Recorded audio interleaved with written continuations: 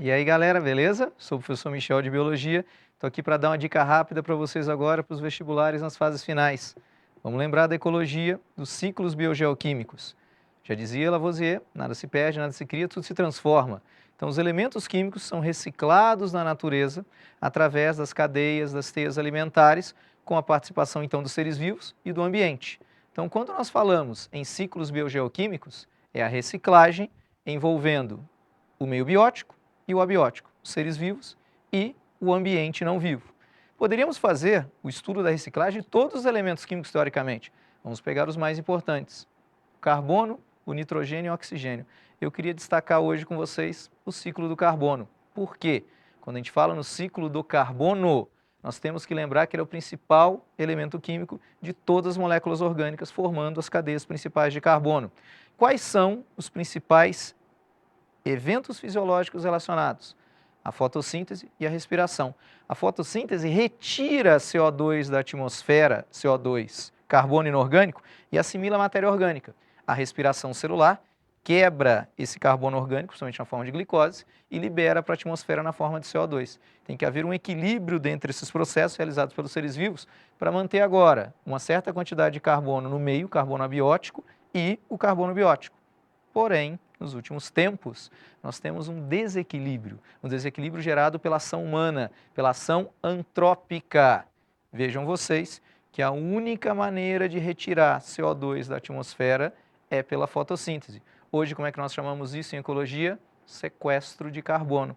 Então, quando você realiza uma queimada, você está eliminando o organismo que retira o CO2 e ainda libera CO2 para a atmosfera através dessa combustão.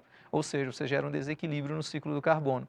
Esse desequilíbrio está levando a um determinado acúmulo de CO2 que está retendo o calor e não deixa esse calor dispersar para o espaço. Esse calor que vem do Sol agora fica preso e causa alterações climáticas. Aí entra o famoso aquecimento global.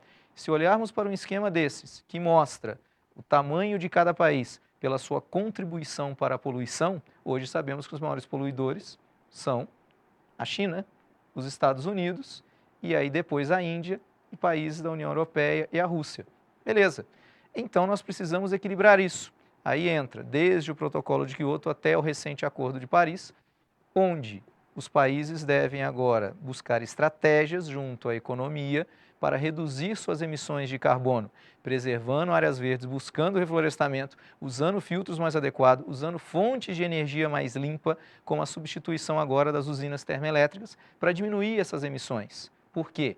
Porque nós temos problemas com esse excesso de CO2 hoje no planeta inteiro. Por isso que nós vamos ter o efeito estufa, que já existe há muito tempo, que é uma manutenção adequada da temperatura, mas nós temos ultimamente o exacerbamento do efeito estufa, que é esse aquecimento global. E quando olhamos aqui pelo Fórum Brasileiro de Mudanças Climáticas, não sou eu que estou falando, isso aqui vem do INPE, nós temos agora 75% aqui no Brasil das emissões de carbono para a atmosfera vindo da mudança no uso na terra e florestas. O que é isso?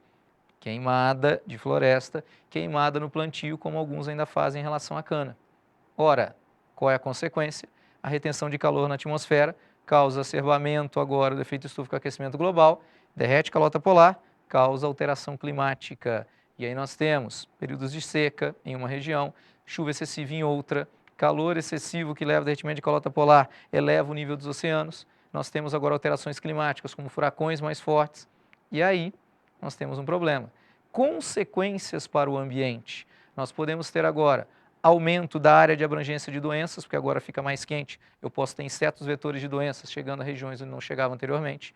Falta água, então eu começo a usar mais água para a agricultura, começa a faltar até para o uso urbano.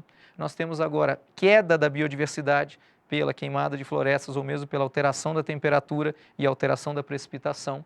Nós começamos a ter agora erosão de áreas costeiras e também queda da biodiversidade e ainda por cima a criosfera, as regiões polares começam a reduzir e isso afeta também a biodiversidade nessas regiões. Então nós temos uma série de consequências por essas alterações no ciclo do carbono. Legal?